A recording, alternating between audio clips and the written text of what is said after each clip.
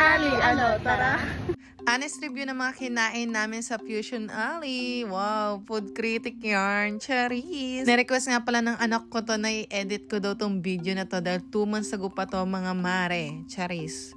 Diyos ko tayo, sinipag ako mag-edit. Nakaka-proud ka sab. So ito na nga mga pangyayari nung araw na yarn. Maaga kami pumunta at saktong-sakto konti pa lang mga tao. Kasama ko nga pala si Ate Marga, si Belly Binatulog, si Ninang Jerisa at syempre si Josawa ko mga mare. Ayan. At una naming binili itong dragon fruit na 80 pesos. Napaka-refreshing yan. Try nyo rin pag pumunta kayo. At syempre itong pinipilihang baga ng mama mo.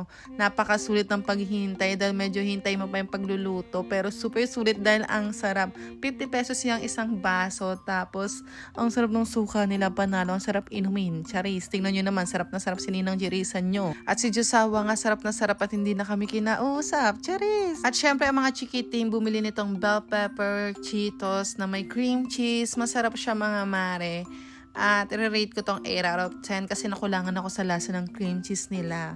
Mas masarap kung gumawa kayo sa bahay. Ganun. Pero yung mga kids ko ay happy naman kasi Cheetos yan. Sino ba naman hindi masasarapan sa Cheetos? Next naman natin try namin tong mochi ng Pilipinas na matcha ang flavor. Syempre, masarap siya mga mare. Sakto lang yung tamis pero mabibilaukan kapag sunod-sunod kang kumain nito. Next naman na pinabili nila Ate Marga itong drinks na napaka-cutie niya. Very colorful, aesthetic. Talaga naman mapapabili ang mga chikiting nito. Nakakaaliw lang siyang panoorin kung paano gawin, pero hindi siya masarap. Hindi naubos ng mga anak ko ang ending. Natapon lang mga mari. For aesthetic purposes lamang siya. Charis. At sa paglakad-lakad pa nga namin mga mari ng malayo dahil mahaba naman ang Fusion Alley, meron ang pinipilahang sisig dito. At syempre kung saan may pinipilahan, dapat pinupuntahan. Charis. In all fairness dito sa sisig nila, ang sarap for only 90 pesos lamang. At ayan na nga, diba may sisig sauce pa.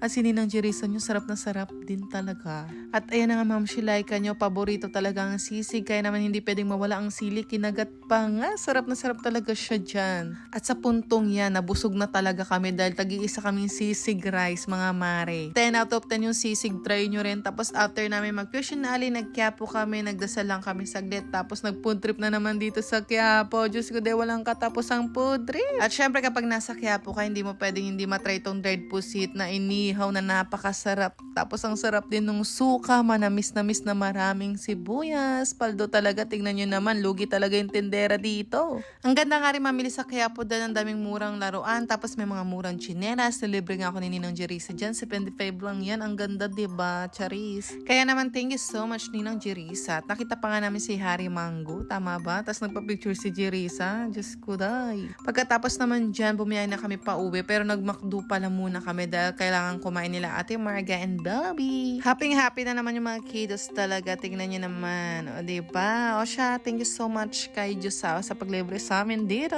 Yun lang, bye.